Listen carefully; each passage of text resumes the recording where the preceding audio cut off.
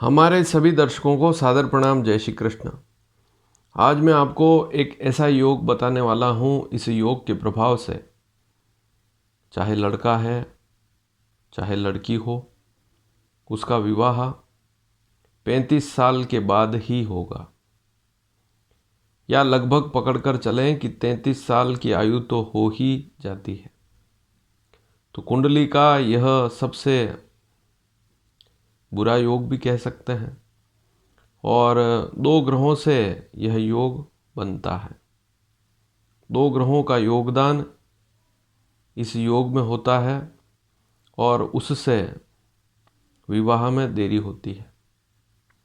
एक स्थिति और है, ऐसी स्थिति में यदि कुछ स्थितियां कुंडली में और देखनी पड़ती है, वे यदि बलवान है तो समय पर भी विवाह होता है, लेकिन फिर भी वैवाहिक समस्या रहेगी, क्योंकि यह योग शुभ नहीं कहलाता है। तो इस योग को कैसे समझें? इसके लिए आपको अपनी लग्न कुंडली देखनी होगी, D1 चार्ट, जिसे जन्म कुंडली भी कहते हैं या जन्म चक्र कहते हैं। उसको आप खोलें और देखें। आज के समय में विवाह में देरी एक बहुत बड़ी समस्या हो गई है, और इस योग के प्रभाव से तो विवाह में देरी होती ही है। और यदि 33 साल या 35 साल की आयु में जब कोई मिलान आए और उसमें भी यदि आप ध्यान ना दें तो फिर और बड़ी समस्या। हालांकि प्रत्येक कुंडली में ऐसी दशाएं भी आती है, अंतर दशाएं भी आती है, या प्रत्यंतर दशाएं भी आती है जो विवाह का योग बनाती है। अनेक बार मैं बता चुका हूँ कि शुक्र किस प्रकार से विवाह का योग बनाता है, गुरु किस प्रकार से विवाह का योग बनाता है। वे स्थितियां भी बनती हैं, रिश्ते आते भी हैं, लेकिन कारण कोई न कोई ऐसा हो जाता है जिसके फलस्वरूप आप विवाह नहीं कर पाते हैं। चाहे उसमें माता पिता ही कारण क्यों ना हो, चाहे आप स्वयं जिसका विवाह नहीं हो रहा है आप भी उस समय आनाकानी करते हो, शिक्षा, आर्थिक व्यवस्था, ये सारी बातें सोचकर विवाह में देरी कर देते हैं। और बहुत अधिक आयु के बाद जब रिश्ते आते हैं तो फिर वहाँ पर भी बहुत सी बार देखा गया है कि नुक्स भी निकालते हैं कि लड़की उतनी सुंदर नहीं है, या लड़के के बाल सफ़ेद हो चुके हैं, या सिर के बाल ही नहीं हैं। तो ये सारी स्थितियाँ तो 30 साल के बाद धीरे धीरे होती ही है। बुढ़ापा भी आता है, तो व्यक्ति हर समय जवान नहीं रहता है, इस बात को भी समझें। जो 18 साल की उम्र है या 18 से 25 साल की जो आयु है, उसमें जो चेहरे पर चमक रहती है, वैसी चमक फिर आप देखें कि 35 साल के बाद भी मिल जाए तो ऐसे विरला लोग ही होते हैं जिनका खान पान अच्छा हो, तो वे अपने शरीर को मेंटेन करके चलते हैं। लेकिन आज के समय में दौड़ भाग की ज़िंदगी है, बहुत ज़्यादा व्यस्त हैं आज के बच्चे, और फिर चेहरे पर चमक उतनी रहती नहीं है। तो फिर अधिक उम्र होने के बाद तो फिर ये सारी स्थितियां ना देखें यदि विवाह करना है। तो लग्न कुंडली देखें। लग्न कुंडली में यह योग कैसे बनेगा? सबसे पहले तो आपको नीच ग्रहों को समझना पड़ेगा। जब तक आप ग्रहों की नीच स्थिति नहीं समझेंगे तब तक इस योग को नहीं समझ पाएंगे। तो सबसे पहली स्थिति नीच ग्रह। तो कुंडली में 7 ग्रह ऐसे हैं जो राशियों के स्वामी हैं। जैसे सूर्य,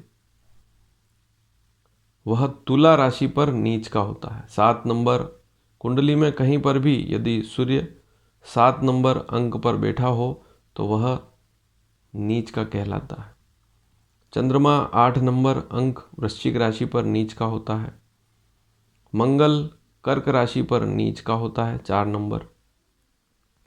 बुध ग्रह मीन राशि पर नीच का होता है। गुरु ग्रह मकर राशि 10 नंबर पर नीच का होता है, शुक्र कन्या राशि पर नीच का होता है और अंतिम स्थिति शनि जो है वह मेष राशि पर नीच का होता है। अब इस सूत्र को कैसे समझेंगे?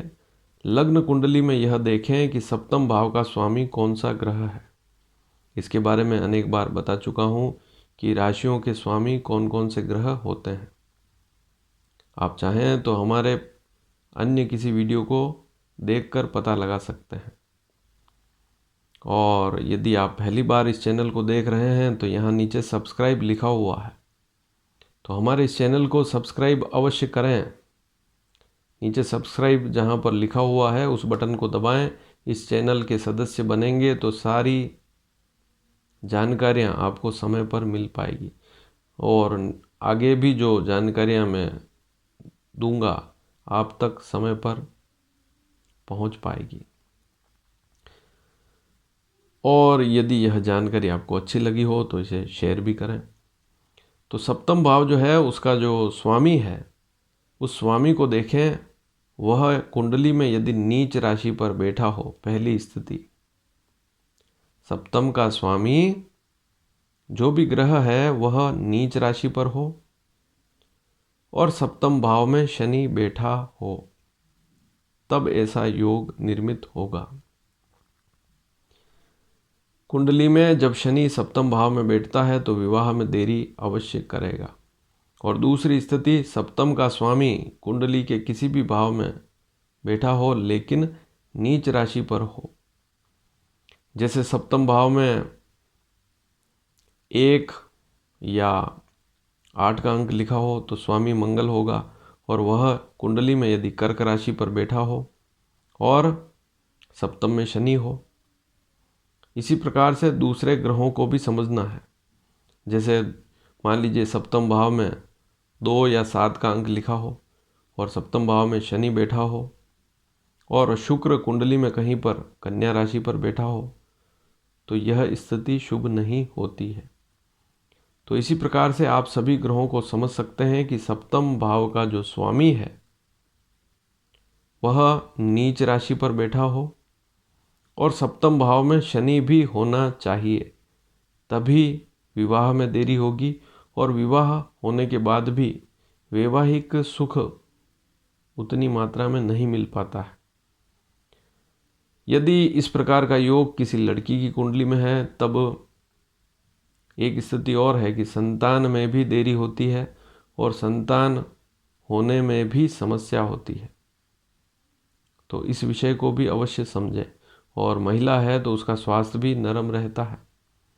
और यदि कुंडली में लग्न पंचम नवम के स्वामी की दशा नहीं है तो स्थिति और ज़्यादा खराब हो जाती है।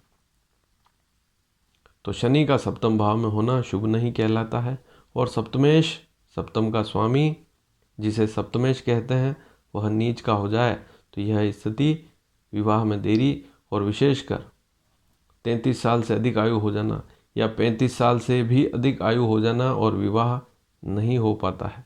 माता पिता परेशान होते हैं, उपाय भी ढूंढते हैं। अब उपाय इसमें क्या करें कि सप्तम भाव में शनि है तो शनि के जाप अवश्य करें। शनि के जाप करेंगे तो विशेष लाभ मिलेगा ही। और शनि के दान भी आप कर सकते हैं, जैसे उड़द है, ठंड का समय है तो कंबल है, लोहे की वस्तुएं हैं। घर में यदि पुराना कबाड़ पड़ा हो, लोहे का सामान हो, छत पर पड़ा हो चाहे और कहीं हो, रद्दी हो, पुराने कपड़े हो, तो घर में ना रखें। तो इस बात को भी समझें। तो शनि जो है उसे हम लोहे में देखते हैं। घर में जंग वाली वस्तुएं हैं, चाहे खिड़की है, चाहे दरवाज़ा है लोहे का है या फाटक है लोहे की है, उस पर जंग आ रहा है तो उसे भी कलर अवश्य करके रखें। इस बात पर भी ध्यान अवश्य दें। तो छोटी छोटी उपाय वाली स्थितियां आप समझेंगे तो लाभ भी मिलेगा। और कुंडली में आप यह देखें कि लग्न का स्वामी यदि 6ठे 8वें 12वें भाव में नहीं है तो लग्नेश के रत्न को भी अवश्य धारण करें। अब लग्न का स्वामी जैसे मंगल है तो मूंगा पहन सकते हैं। इसी प्रकार से लग्न का स्वामी जो भी ग्रह है, सूर्य है तो माणिक्य पहन सकते हैं। बुध है तो आप वहाँ पर पन्ना रत्न धारण कर सकते हैं। गुरु है तो पुखराज पहन सकते हैं। तो इस विषय को भी समझें, लेकिन बिना सलाह के कोई रत्न वैसे धारण नहीं करना चाहिए। कुंडली की पूरी स्थिति देखनी होती है। तो आज आपने इस योग को समझा और इस योग से हमने अनेक कुंडलियों में इस योग को हमने देखा है और अनेक कुंडलियाँ हमारे सामने आती है और ऐसे बच्चे अधिक उम्र के हो जाते हैं, अधिक आयु हो जाती है, उसके बाद भी विवाह नहीं होता है। धन्यवाद। जय श्री कृष्ण।